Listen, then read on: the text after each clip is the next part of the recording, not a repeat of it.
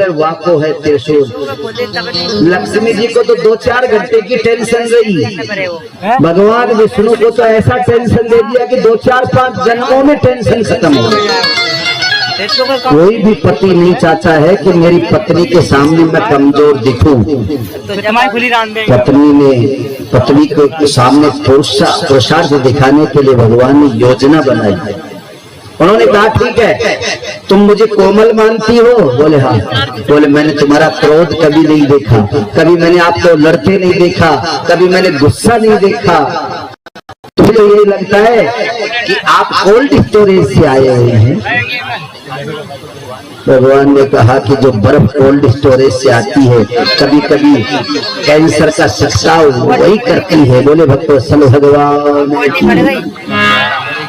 बोले हमारे विष्णु भगवान ने जय विजय को बुलाया और कहा बोले बेटा तुम तो राक्षस का वरदान हुआ है ना? बोले हाँ, जाओ तुम राक्षस बनो। बोले महाराज हमारे लिए मम्मी तो बताओ किसके जाकर के पैदा हो रही? हाँ, बोले उसी क्वालिटी की मम्मी चाहिए, नहीं तो मामला गड़बड़ हो जाएगा। बोले भक्तवत्सल भगवान, कश्यप अदिति महातप कीना, तिनको में पूरब बर दीना, तिनको में पूरब बर दीना। ओ भैया, कश्यप अदिति नाम का तुमको जोड़ा मिलेगा। पत्नियां तो उनके वैसे ठीक है, लेकिन खास दिति और अदिति है। अदिति नाम की पत्नी के देवता पैदा होंगे और दिति नाम की जो पत्नी है उसके तुम जाकर के पैदा हो जाओ। अब ये बात हो रही है, देखो ध्यान देना, ये बात हो रही है स्वर्ग में। अब इनको बातें करने दो, भगवान विष्णु जय विजय इनको प्लानिंग बनाने दो। तब तक हम फील्ड बुक तैयार करते हैं। नीचे आ जाओ, फील्ड बुक तैयार करेंगे। यहाँ नीचे आए और नीचे आते ही कश्यप और अदिति ये जोड़ा, ये बाबा जी क्या करता है? रोज हवन करता है। दिति में स्त्री जनित गुण ज्यादा है, अदिति में तो अदिति क्या करती है?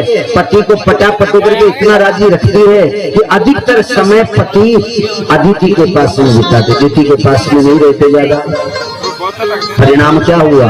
परिणाम ये हुआ कि अदिति के तो बेटा पोता मतलब संतान पैदा हो गई, लेकिन दिति के कोई संतान पैदा नहीं हुई। एक दिन की बात है, भगवत कृपा ऐसी हुई कि दिति महारानी कोई गोपाल पंडित जी जैसे के पास पहुंच गई। पंडित जी के जाके कहा बोले महाराज पत्रा देखिए थोड़ा, मेरे संतान है कि नहीं।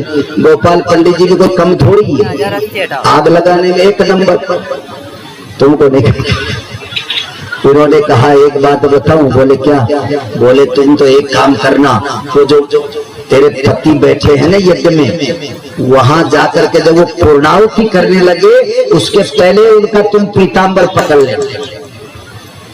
गोपाल महाराज ने बात जमा दी, दिति वहां से खिसकी और जाकर के यज्ञ चल रहा है, बिना पूछे ही वेदाचार्यों से द्वारपालों से बिना पूछे ही यज्ञशाला में पहुंच गई। शाम को यज्ञ की पूर्णाहुति होने वाली है, संध्या के समय याद रखना, संध्या के समय यज्ञ की पूर्णाहुति होने वाली है। और उसी समय दिति पहुंची अंदर और जाकर के उसने अपने पति को जो आहुतियां डाल रहे थे हाथ पकड़ करके उठा लिया। और दिति ने हाथ पकड़ के उठाया और कहा कि बोले महाराज एक निवेदन है। बोले क्या? बोले एक बेटा का दान चाहती हूँ मैं आपसे, पुत्र रत्न, एक पुत्र रत्न की मुझे प्राप्ति करा दीजिए। हमारे बाबा जी कश्यप जी ने क्या कहा? बोले पगली देख, पहली बात तो ये हवन कुंड है, यहाँ हवन कर रहा हूँ, यहाँ कर्म कांड कर रहा हूँ, सब कुछ कर रहा हूँ, और इस बीच में इस कर्म को छोड़ करके और ये संसारी दुनियादारी का कर्म थोड़ी कर सकता हूँ। दिति ने कहा बोले जानते हो मेरे गुरु बहुत पक्के हैं, उन्होंने मुझे कह के भेजा है, बोले तू आज मानना मत, तो बोले क्या करना है? बोले तुम चलते हो कि तमाशा बनाऊं तुम्हारा? बोले कहाँ चलना है? बोले मेरी कुटिया में चलो, मुझे आज पुत्र दान दो। अब हमारी भागवत में सुखदेव जी ने भी बड़े निडर भाव से कह दिया। बोले वो दिति कैसा कर रही थी बताओ? बोले कैसे? बोले वेश्ययु वस्त्रम जग्रामास, जैसे वेश्या अपने किसी ग्राहक को पकड़ करके अपने कमरे में ले जाती है, ऐसे दिति भी अपने पति के साथ बर्ताव करने लगी। वो घसीट करके अपने पति को ले झोपड़ी में ले गए, ले जाके उसने बिठा दिया। कश्यप जी ने बहुत समझाया। बोले दिति, ये जो संध्या का समय है, शाम का समय, ध्यान देना, शाम के समय में संसार के लोगों को कभी विषय भोग नहीं करना चाहिए। कश्यप जी ने कहा बोले पगली, ये विषय भोग का समय नहीं है। तो बोले इस समय में क्या दोष है? तो वो सुना रहे शिव पुराण की बात। तो कहते बोले तूने शंकर जी का नाम सुना है? बोले हाँ सुना है।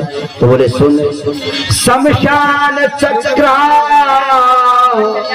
नीलधूली धूम्र विकीर्ण विद्यो तजटा कलाप। अरे वो दिति, ये जो शाम का समय होता है, माता बहने भी जोर से सुनना, शाम के समय 5 से लेकर के 7 बजे का जो समय है, बोले इस समय शंकर भगवान के गण सभी गृहस्थियों के दरवाजे के ऊपर अदृश्य रूप से जाते हैं, दिखाई नहीं देते, साइलेंट रूप से सब जाते हैं। और अदृश्य रूप से सब जब जाते हैं तो जानते हो वो सब के सब वहां जाकर के एक ही आवाज लगाते हैं। बोले क्या? बोले जिस घर में उस समय संध्या काल के समय पाप हो रहा हो, झूठ हो रहा हो, फरेब हो रहा हो, तो वो सारे के सारे भूत पिशाच अपने गणों सहित उस घर में घुस जाते हैं। और उस घर में जब भगवान शंकर के गण घुसेंगे तो उस घर में अशांति, पीड़ा, लक्ष्मी में बरकत नहीं, कमाई में बरकत नहीं, धंधे में नुकसान, अनेक प्रकार के जाकर के दोष उस घर में पैदा हो जाते हैं। तो बोले हे दिति, ये समय विषय भोग का नहीं है, तो मान जा।